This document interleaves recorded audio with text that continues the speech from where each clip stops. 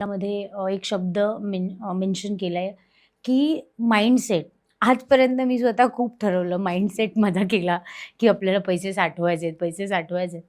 पण तो माइंडसेट कसा तयार करायचा त्याच्याबद्दल तुम्ही काय सांगाल? सी माइंडसेट म्हणजे कसं असतं माहिती का? पैशाला तुम्ही कशा सतत बघता ते महत्वाचं आहे. म्हणजे असा स्वभाव. पैसे जर बघितले तर माझा स्वभाव आहे, की चल खर्च करू. उद्या काय ते बघू.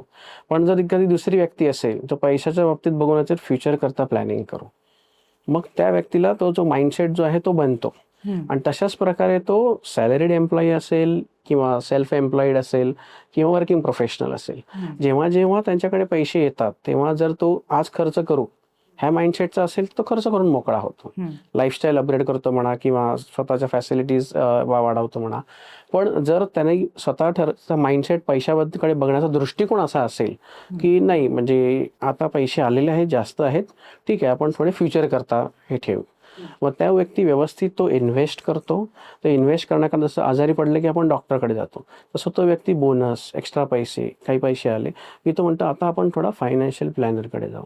कोणी म्युच्युअल फंड डिस्ट्रीब्युटर आहे का? कोणी फायनान्शियल इन्फ्लुएन्सर आहे का? कोणी MF certified mutual fund distributor आहे. आता माझी वाईफ स्वतः mutual fund MF certified mutual fund distributor आहे, की NISM जे आपण म्हणतो NISM एक्झाम आहे ते आहे. आमच्या संस्थेचे CFP आहे, सर्टिफाईड फायनान्शियल प्लॅनर आहेत. त्यांच्याबरोबर आम्ही ठराविक व्यक्तींच्या one on one, face to face, online म्हणा, ऑफलाईन म्हणा किंवा आमच्या ऑफिसमध्ये म्हणा अशा मीटिंग्स घेतो. त्यामुळे ही जी आहे आपण म्हणतो ते प्रत्येक व्यक्तीला तेच त्या पैशाचा घेऊन सिरियसनेस यायला हवा.